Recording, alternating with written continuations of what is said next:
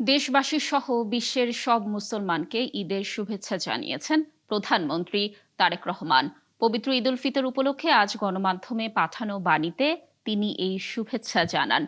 এই উৎসবের মাধ্যমে জাতীয় ঐক্য, পারস্পরিক সম্প্রীতি ও সহমর্মিতার বন্ধন আরও জোরালো হবে বলে প্রত্যাশা প্রধানমন্ত্রীর। বাণীতে তিনি বলেন, ঈদ উল ফিতর মুসলমানদের সবচেয়ে বড় দুটি ধর্মীয় উৎসবের একটি। মাসব্যাপী সিয়াম সাধনা ও সংযমের পর পবিত্র ঈদ উল ফিতর সবার জীবনে আনন্দ, শান্তি, সম্প্রীতি ও ভ্রাতৃত্বের বার্তা নিয়ে আসে। তারেক রহমান বলেন, পবিত্র রমজান মাস সংযম, ত্যাগ, খেদমত ও আত্মশুদ্ধির অনন্য শিক্ষা দেয়। এর মাধ্যমে সমাজে সহমর্মিতা ও পারস্পরিক সহযোগিতার মনোভাব জাগ্রত হয়। ধনী, গরিব, ছোট বড় সব ভেদাভেদ ভুলে পারস্পরিক ভালোবাসা ও ভ্রাতৃত্বের বন্ধনে আবদ্ধ হওয়ার আহ্বান জানান প্রধানমন্ত্রী। বিসমিল্লাহির রহমানির রহিম। ঈদ মোবারক।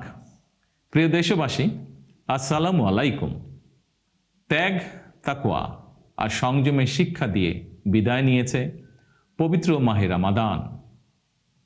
মাসব্যাপী সিয়াম সাধনার পর মুসলিম উম্মার বিশ্বজনীন ঐক্য, সংহতি, সহমর্মিতা এবং অনাবিল আনন্দের বার্তা নিয়ে এলো পবিত্র ঈদ উল ফিতর। প্রতিটি ঘরে, প্রতিটি পরিবারে ঈদ আনন্দ পৌঁছে যাক সকলের তরে। আসুন আমরা রমাদানের আদর্শে উদ্বুদ্ধ হয়ে একে অপরের সঙ্গে পবিত্র ঈদ আনন্দ ভাগাভাগি করে নেই। ঈদ উল ফিতর উপলক্ষে আমি প্রিয় দেশবাসীকে জানাই পবিত্র ঈদ উল ফিতরের শুভেচ্ছা।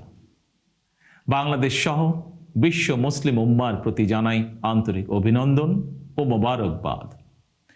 ঈদ মোবারক। আল্লাহ হাফেজ।